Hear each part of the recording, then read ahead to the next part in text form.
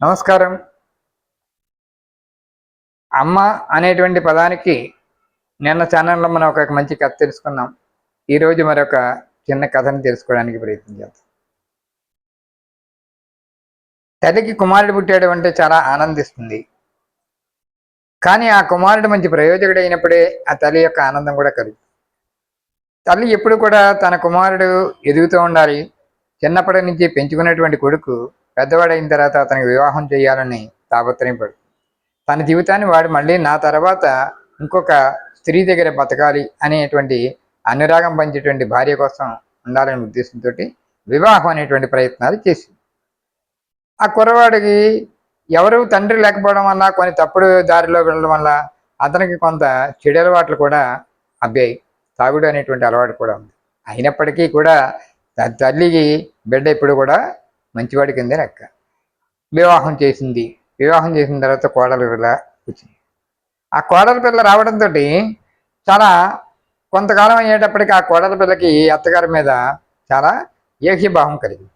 ఎలాగైనా సరే ఈ అత్తగారిని వదిలించుకోవాలనే ఉద్దేశంతో వేరే ఉండేటువంటి అదే ప్రాంగణంలో కొద్ది దూరంలో ఒక పూరి గుడిసెలో ఆ తల్లిని ఉంచడం జరిగింది.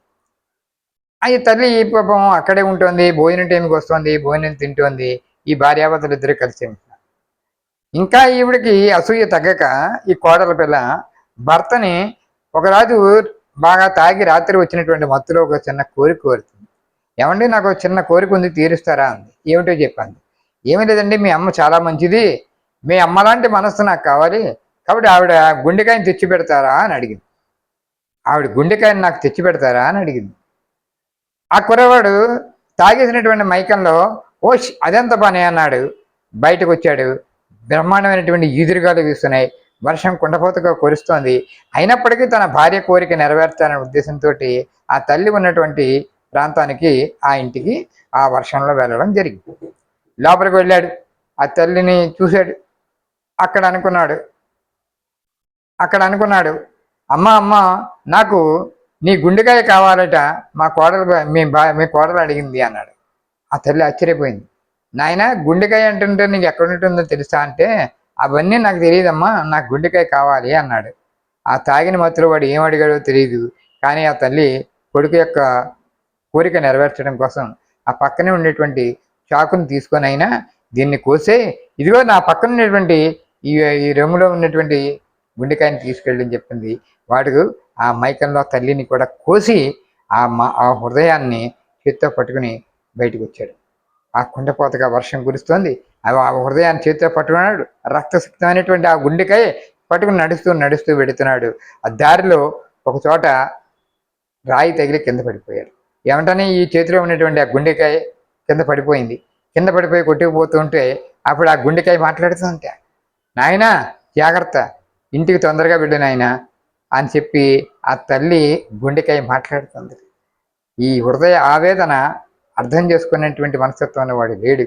కానీ ఆ గుండెకాయని మండి పట్టుకుని తన భార్య దగ్గరికి పట్టుకెళ్ళి వెంటనే ఇవ్వడం జరిగింది. ఆ భార్య తన గుండెకాయని తీసుకున్న తర్వాత చాలా ఆనందించింది. తెల్లవారి లేచిన తర్వాత అమ్మ అమ్మ ఎక్కడున్నాం అనుకుంటే మళ్ళీ వాన తగ్గింది, ప్రశాంతత కూరింది. తల్లి దగ్గరికి వెళ్ళాడు. ఆ తల్లి సజీవంగా లేదు, నిర్జీవమై పడి ఉంది. ఏం జరిగిందని తర్వాత తెలుసుకునేటప్పటికీ ఆ మూర్ఖత్వంలో తను చేసినటువంటి పని తెలియలేదు. కాబట్టి తల్లి హృదయంలో ఒక కొడుకు తన యొక్క గుండెకాయని పట్టుకెళ్ళిపోతున్నప్పటికీ కూడా తన కులవాడు ఇబ్బందులు పడుతున్నాడు అనేటువంటి బాధతోటే ఉంది. ఇదండి తన మాతృమూర్తుల యొక్క బాధ. అందుకనే భారతదేశంలో భరతమాత సంతానంగా మనంతా కూడా ఆ భరతమాతని మనం అందరం కూడా మాతగా కొలిచేటువంటి భారతీయులు మనం తల్లి యొక్క ఔన్నత్యాన్ని పొందడానికి ప్రయత్నం చేద్దాం.